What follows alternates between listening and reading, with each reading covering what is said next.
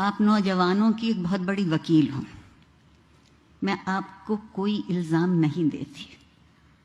جو آپ کو دیا جاتا ہے وہ آپ لے لیتے ہیں، اور ہم آپ سے توقع یہ کرتے ہیں کہ جو آپ کو نہیں دیا گیا وہ آپ کے پاس ہونا چاہیے. غلطی ہماری ہے. آپ میرا مستقبل ہیں، میں آپ کا ماضی ہوں. ماضی کو رد مت کیجیے، پرکھیے، جانچیے.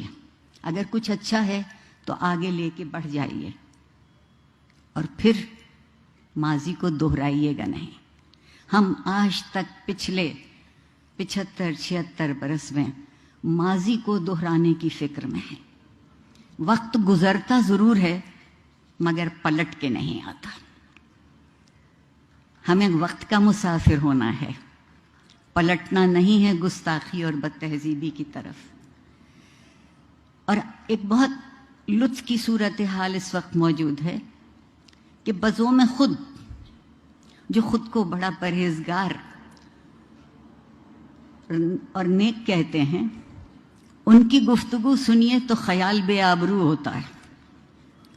اور وہ جو خود کو ہمارا سربراہ کہتے ہیں، ان کی گفتگو سنیے تو زبان بے آبرو ہوتی ہے. جو خیال اور زبان کی آبرو نہیں رکھ پائے، وہ ایک قومی ریاست کی آبرو کیسے رکھ پائیں گے؟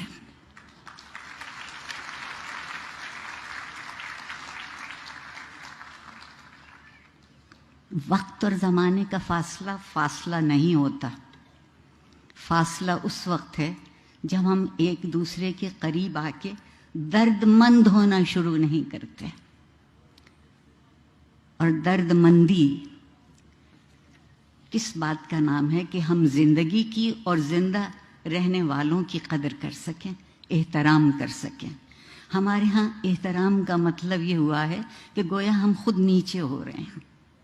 عاجزی سے بڑی کوئی خوبی نہیں، اور عاجزی سے بڑی کوئی دولت نہیں.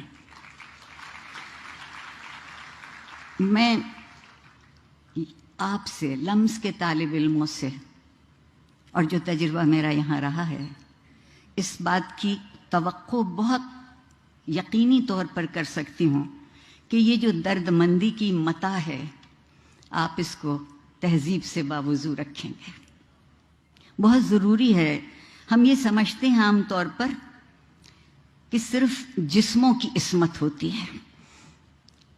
نیت، فکر اور عمل کی عصمت اس سے کہیں زیادہ قوی تر اور اہم تر ہے.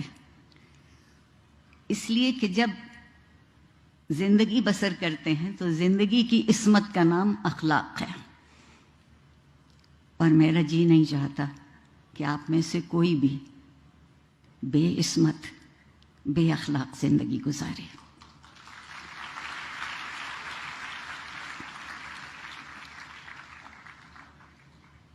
جس معاشرے میں تعلیم اخلاقی قدروں کو پس پشت کرنے کے لیے استعمال کی جاتی ہو، میں صرف لمس کی بات نہیں کر رہی.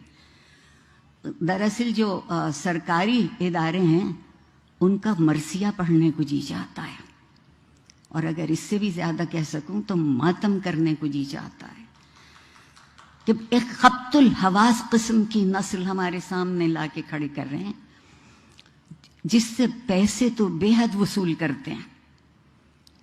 ماں باپ کی زندگیاں ان پیسوں کی خاطر نچوڑی جاتی ہیں، اور اس کے بدلے میں انہیں کیا ملتا ہے؟ تعلیم کا کام یہ ہے، درسگاہ کی خوبی یہ ہے کہ وہ کھلی آنکھوں سے خواب دیکھنا سکھائے. جو کھلی آنکھوں سے خواب نہیں دیکھتے، میرے خیال میں ان کو تعبیر بھی کبھی نہیں ملے گی. کبھی معاشرے کی خوبی یہ تھی کہ وہاں قانون کی علمداری ہو اور اخلاق کا قانون بنے، اخلاق کی رعایتیں ہوں. لیکن زوراوری کے ماحول میں قانون صرف جنگل کا رہ جاتا ہے. میرے اور آپ کے لیے کوئی جنگلی کا قانون بقول زہرا نگاہ کے سامنے لے آئے تو بڑی بات ہے. اور جب کبھی بھی کوئی کوئی بھی اپنے آپ کو حرف آخر سمجھنے لگتا ہے تو تعلیم، علم، تہذیب اور اخلاق وہیں مر جاتے ہیں۔ ہم میں سے کوئی حرف آخر نہیں ہے، ہم میں سے ہر کوئی ایک حرف ہے جو دوسرے سے مل کے لفظ بن سکتا ہے۔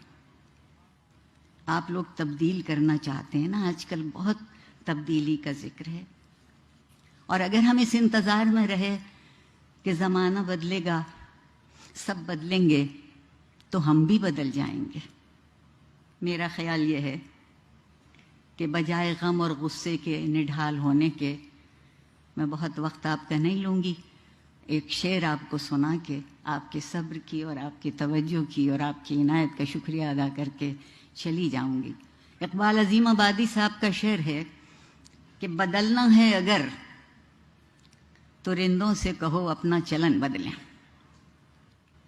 فقط ساقی بدل جانے سے میں خانہ نہ بدلے گا۔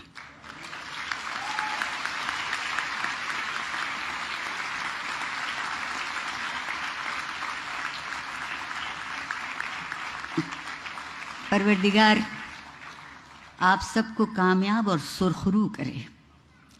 پروردگار آپ کو وہ دولت دے جو اس ملک اور اس معاشرے میں بہت تھی اور ہم نے لٹا دی، آپ اسے واپس لے آئیے۔